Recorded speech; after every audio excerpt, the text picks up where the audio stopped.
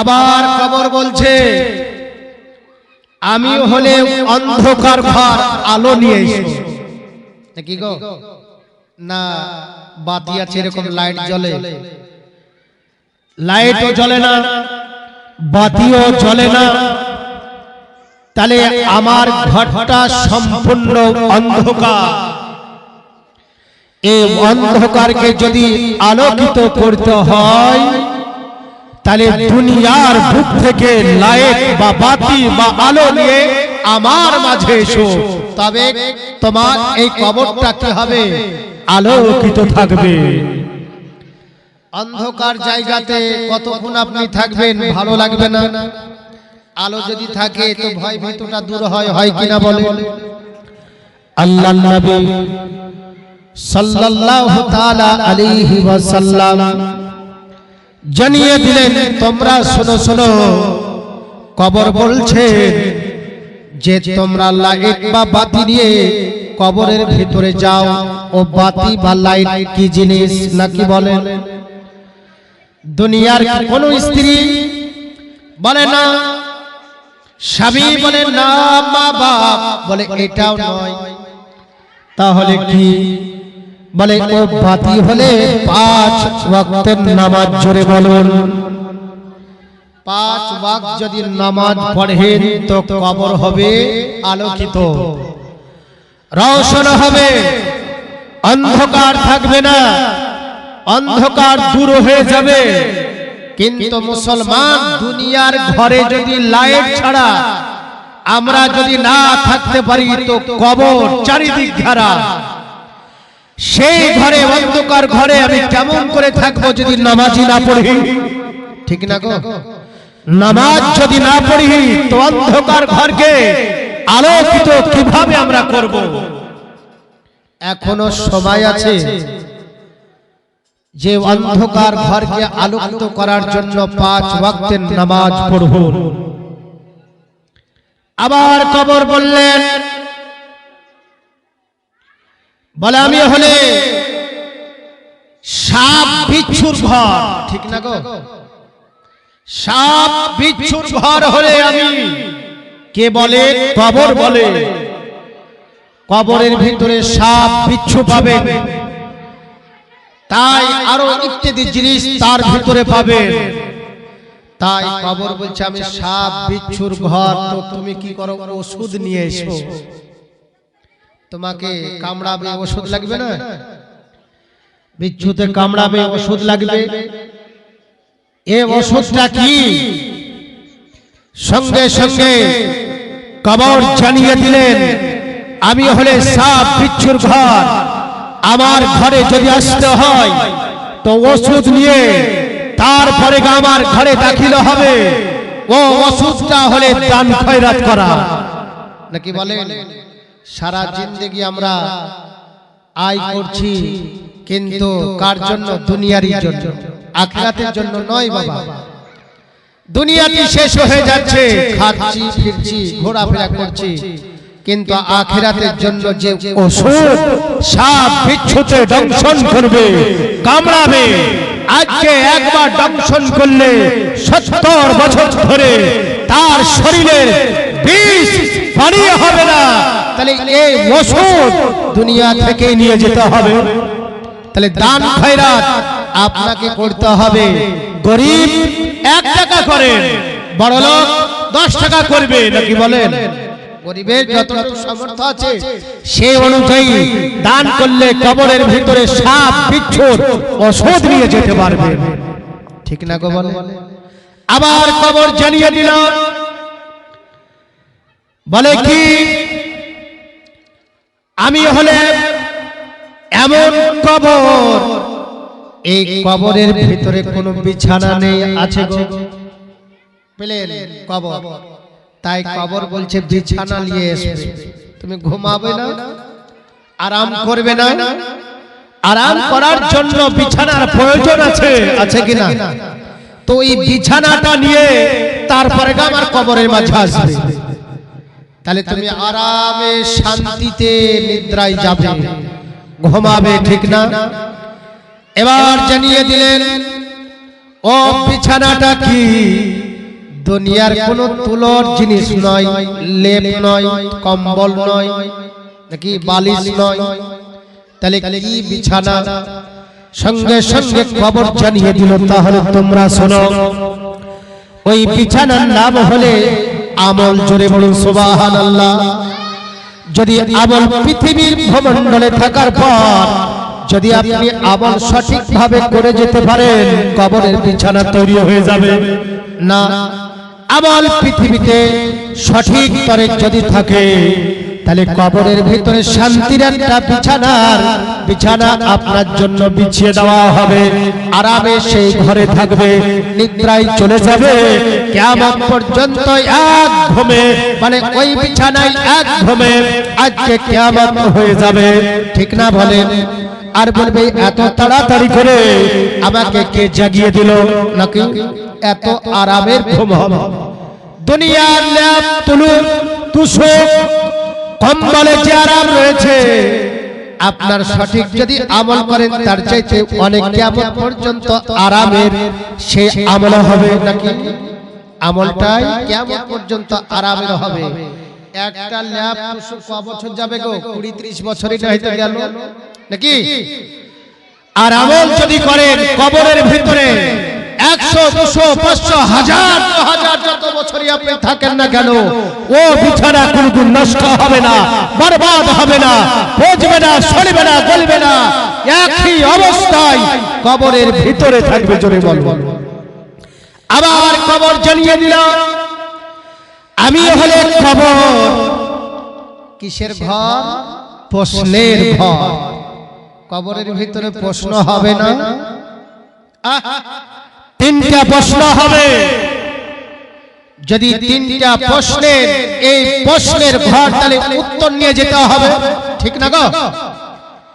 যদি আপনি স্কুলে বলেন, আরো ইত্যাদি জায়গাতে পরীক্ষা তখন দিতে যাবেন, মাস্টারের আর উত্তর লিখে আপনাকে দিবে না, শুধু প্রশ্নগুলো তোলা থাকবে। ঠিক না?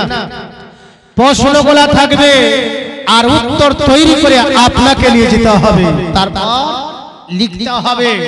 তাই কবর বলছে আমি হলে প্রশ্নের ঘর। আমার ঘরে যদি আসো তো উত্তর নিয়ে আসবে, না হলে জাহান্নামে তোমাকে ভর্তি করে দিবে, জাহান্নামের মধ্যে আবদ্ধ করে দিবে। ও প্রশ্নের উত্তর কি? সঙ্গে সঙ্গে আল্লাহর নবী মহানবী তাজদারে মদিনা দোনো জাহানের মালিক নবী মুহাম্মদ রাসূলুল্লাহ সাল্লাল্লাহু তাআলা আলাইহি ওয়াসাল্লাম জানিয়ে দিলেন, কবর বলতেছে ওই প্রশ্নের উত্তর হলে কালেমা এবং জিকির। জোরে বলুন সুবহানাল্লাহ। কালেমা না পড়লে মুসলমান থাকবেন গো? মুসলমান তৈরি হও, কালেমা পড়ো। আজ দিন অন্তরে বিশ্বাস রেখে নিয়ে কালেমা যখন পড়বে, বিশ্বাস হয়ে গেল, তাহলে কবরের ভিতরে আপনার ঈমান থাকলে তো তবে গা উত্তর দিতে পারবেন। ঠিক না? আর যদি কালেমা যদি না থাকে, বিধর্মী অনেক রয়েছে পৃথিবীর ভূমণ্ডলে, তারা তো ইসলাম মানে না, ইসলামের কাজ করে না, ইসলাম বুঝে না। তো যারা বুঝে নাই তাদের তো কালেমার প্রয়োজনও হয় না, জিকিরও প্রয়োজন হয় না, হয় গো? নামাজেরও প্রয়োজন হয় না, কোরআনেরও প্রয়োজন হয় না। তাহলে তাদের জন্য প্রশ্নের উত্তর যে কবরের ভিতরে নিয়ে যেতে হবে, এটা নয়। হবে? তাদের জন্য তো সরাসরি আল্লাহ পাকে ঘর একখানে রেখেছে, রাখেনি? সেটাই হলে জাহান্নাম। তাহলে প্রশ্নের ঘর উত্তর আপনার কি? কালেমা, জিকির। পৃথিবীতে বিশ্বাসের সাথে, অন্তরের সাথে কালেমা একবার কোন বান্দা বান্দি যদি পড়ে নাই, জীবনের সমস্ত গুনাহকে আল্লাহ পাক ক্ষমা করে দেয়। জোরে বলুন। জীবনের সমস্ত গুনাহকে আল্লাহ পাক ক্ষমা করবে। আচ্ছা, পৃথিবীর বুকে মানুষ আমরা চলাফেরা করি, উঠা বসা করি, গুনাহ করি কিনা? দিনকে দিন, রাতকে রাত আমরা গুনাহ নিয়ে রত ব্যস্ত থাকছি, ইবাদত বান্দেগি কম মিনিট করে চিন্তা করি, কম মিনিট করি আমরা। কেউ হয়তো নামাজ পড়ে, তারা জন্য হয়তো করার যে নামাজ নাই পড়ে, তারা দুনিয়ার গুণগান করে।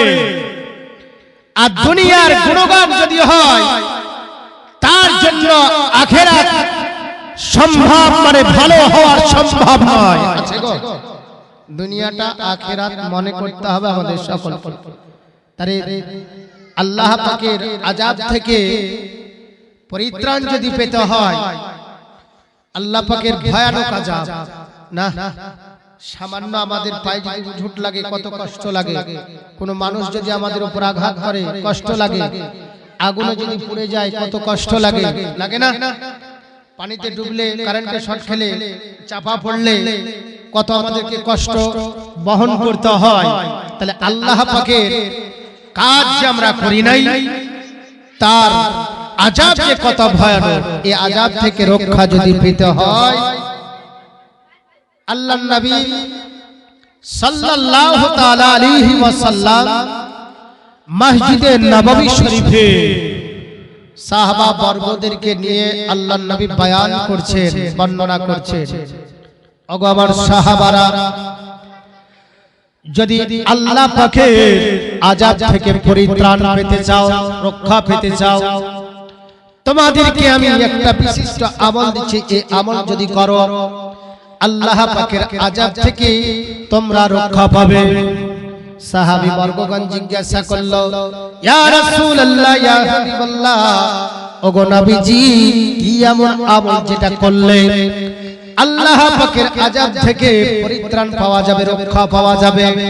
আল্লাহর নবী মহানবী সাল্লাল্লাহু তাআলা আলাইহি ওয়াসাল্লাম সাহাবাদেরকে লক্ষ্য করে নবীজি আমার বললেন, শুনো তাহলে, যদি কোনো ব্যক্তি সূরা ফাতিহা, সূরা ফাতিহা মানে আলহামদুলিল্লাহি রাব্বিল আলামিন, এই সূরাটা যদি কোনো ব্যক্তি যদি পাঠ করতে থাকে, নামাজের শেষে হোক, নামাজের আগে হোক, চলতে হোক, উঠতে বসতে, আজকে কাজ কর্মতে যদি সূরা ফাতিহা পাক পবিত্রতা অবস্থায় যদি কোনো বান্দা বান্দি পড়ে, আল্লাহ পাকের সমস্ত আযাব থেকে রক্ষা করবে। জোরে বলে।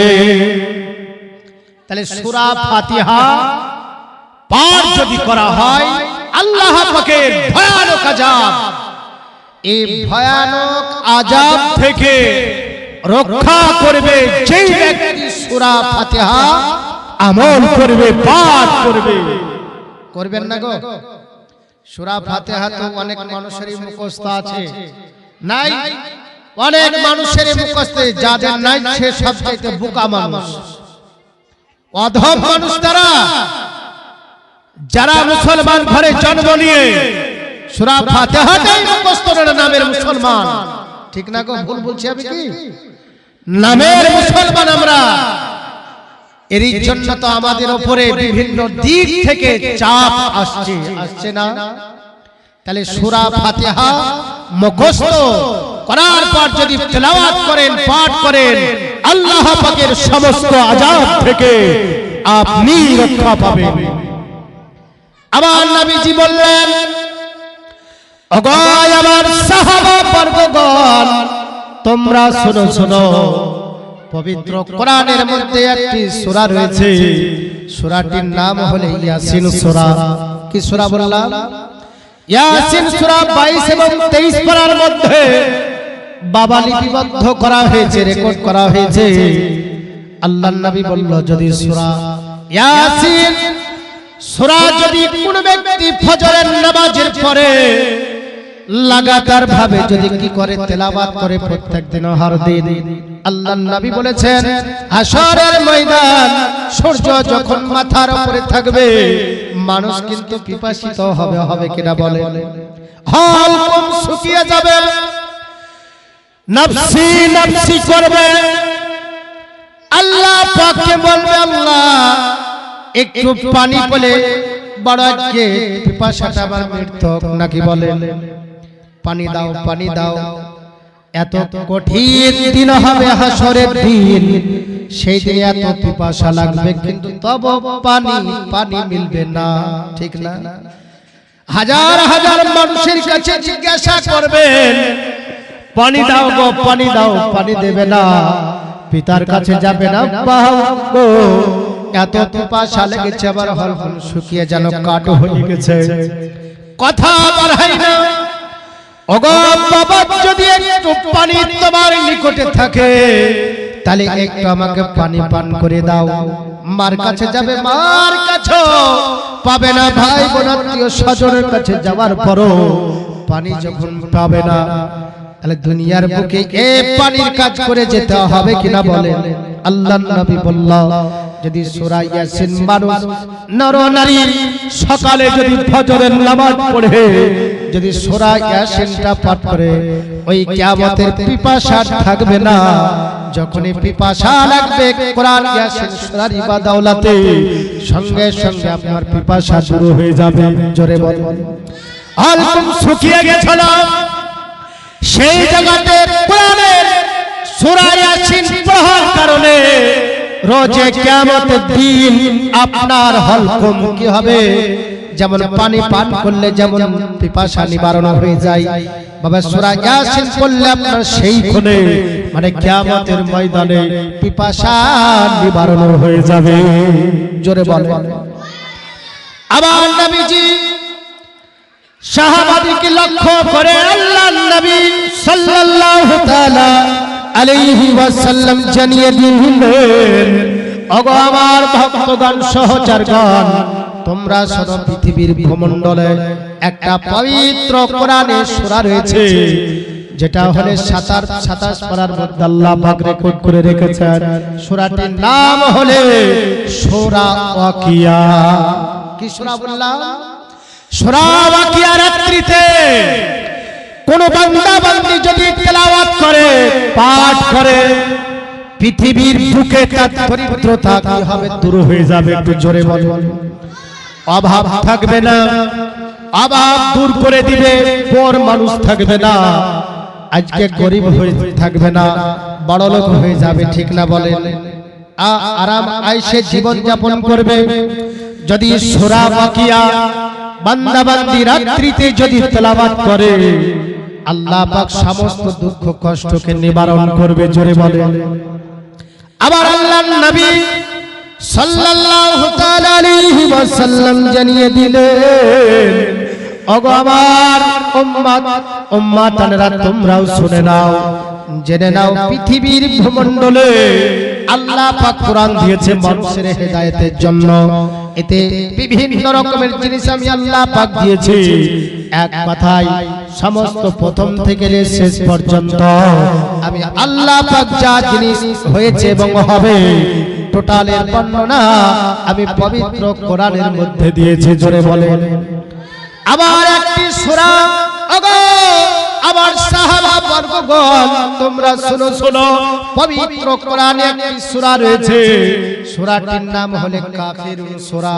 আছে কিনা বলেন? 30 পারার মধ্যে যে 10টা সূরা মানুষ বেশি তেলাওয়াত করে, পাঠ করে, পড়ে, তার মধ্যে থেকে একটা সূরা রয়েছে, জানে প্রথম যদি নাস সূরা থেকে ধরা যায় তাহলে বাবা 6 নম্বর সূরা পড়বে নাকি না 7 নম্বর, আর ফাতিহা দিয়ে 8 নম্বর সূরা না 7 নম্বর পড়বে। ফাতিহা সূরা দিয়ে 7 নম্বর পড়বে এই সূরাটা। এই কাফিরুন সূরা যদি কোন বান্দা বান্দি যদি তেলাওয়াত করে, পাঠ করে, মরণের সময় শয়তান গুতা দেয়, তাই না গো? যেন আমার দলে হয়ে যায়, আমার দলভুক্ত হয়, আমার জানে কাজ করে, তাহলে শয়তানের কুফরি থেকে মরণের সময়, ইন্তেকালের সময় কুফরি থেকে আপনাকে রক্ষা করবে। জোরে বলেন। তাহলে ঈমানের সাথে মওত হবে, কুফরি থেকে বাঁচবেন, শয়তানের খারাপের দিক থেকে বাঁচবেন যদি কাফিরুন সূরাটা পাঠ করেন। যাদের মুখস্থ আছে তারা পড়বেন, যাদের মুখস্থ আছে পাঠ করবেন, পড়বেন।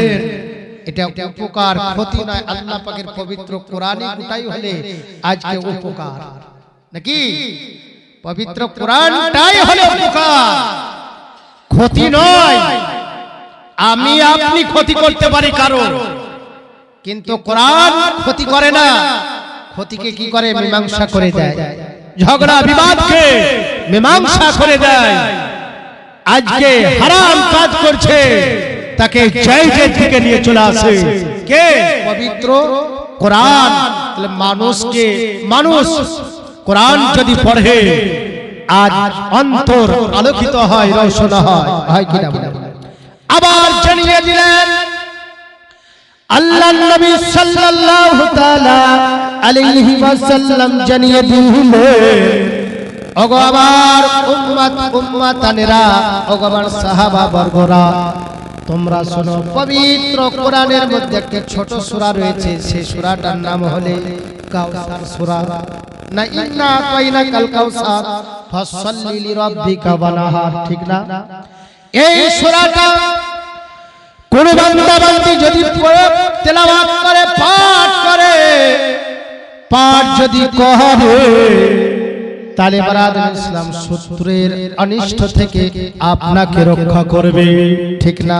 শত্রুর বন্দুকের গুলি আপনার দিকে নিক্ষেপ করেছে, মারার জন্য ছুটছে, আল্লাহ পাকের পবিত্র কোরআনের যে সূরাটি, সূরা কাউসার, এটাতে আপনাকে রক্ষা করবে। জোরে বলেন, কোন জিনিসের প্রয়োজন হবে না, হবে বলেন?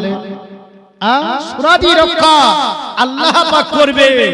কিন্তু মুসলমান আমাদের আমল নাই, পড়ি নাই, মন বসে না। যখন এটা পড়ি তো বিভিন্ন রকমের চিন্তা হয়তো মাথায় এসে পড়ে কি না? বলে দুনিয়া, ঘর বাড়ি, সংসারে আরো ইত্যাদি জায়গার চিন্তা পড়ে যায়, তখন আর ভালোভাবে আমরা তেলাওয়াত করতে পারি না, পড়তে পারি না। তাহলে আরেকটা আপনাদেরকে বলি, যিনারা আবাদ করেন, ফসল আবাদ করেন না, জমি জায়গা আবাদ করবেন, যিনারা জমি যখন দেখতে যাবেন, যেটা জমির আল নাই, এই আল জমির চারিদিকে আলে ঘুরবেন, আর ইন্না তাইনা সূরাটা পাঠ করবেন, আর চতুর্দিকে ঘুরবেন, দেখবেন এই আমলটা আপনি করবেন। সেই বছর যদি আপনার ফসলে বরকত না হয়, তখন আমাকে বলবেন। বরকত আল্লাহ পাক অনেক দিবেন, না যদি হয় তখন আমাকে বলবেন। আল্লাহ পাকের কোরআনের শক্তি কম গো, পৃথিবীর কোন মানুষ পারবে এর শক্তির সমতুল্য করতে? পারবে না। তাহলে কি বললাম, যদি ফসল উৎপন্ন করেন জমিতে, চারিদিকে ঘুরবেন আর এই কাউসার সূরাটা তেলাওয়াত করবেন, ফসলে আপনার কি হবে? ফলন বেশি হবে। আবার আল্লাহর নবী সাল্লাল্লাহু তাআলা আলাইহি ওয়াসাল্লাম জানিয়ে দিলেন, ওগো আমার সাহাবা বর্গগণ, ওগো আমার উম্মতানেরা, পবিত্র কোরআনের মধ্যে একটি সূরা রয়েছে, ও সূরাটির নাম হলো ফালাক সূরা। কি সূরা? ফালাক সূরা রয়েছে। এই ফালাক সূরা যদি তোমরা তেলাওয়াত করো, হিংসুকের হিংসা থেকে তোমাকে রক্ষা করবে। যতই হিংসা করা আমার উপরে কিছু হবে না। যেই পাঠ করবে, মানুষ যদি তার উপরে হিংসা করে, আল্লাহ এ বড় লোক হয়েছে, এ বিভিন্ন রকমের জিনিস করছে, আল্লাহ তুমি একে নিম্নে নামিয়ে দাও, নিচে নামিয়ে দাও। আল্লাহ পাক জানিয়ে দিলেন যে আমার সূরার যে পবিত্র বাণী আজকে ফালাক সূরা পাঠ করে নিয়েছে, যতই হিংসা কর, তার নিকটে হিংসা পৌঁছাবে না, আমি আল্লাহ পাক দূরে ফেলে দেব। জোরে জোরে। তাহলে ওই হিংসা করবে আর ও বরবাদ হবে। যে হিংসা করবে ওর উপরে যদি ফালাক সূরা পাঠ করেন, আর নাস সূরা পাঠ করলে জাদু বিদ্যা থেকেও হেফাজত থাকবে। থাকবেন কিনা? যে কেউ যদি বান মারে, খারাপ করে, জাদু করে, নাশ ফালাক সূরা পড়ে শরীরে জিসমে কি করবেন, ফু দিয়ে দিবেন, দম করে নেবেন। যদি আপনার উপরে কেউ জাদু বিদ্যা করে আপনার নিকটে পৌঁছাবে না, ওখান থেকে ব্যাগ চলে যাবে। তাহলে এখান থেকে বোঝা গেল সূরা নাস হিংসুকের হিংসা থেকে আপনাকে রক্ষা করবে। তারপর আবার বলা হলো আল্লাহর নবী বলবার একটা সূরা রয়েছে সূরা নাস।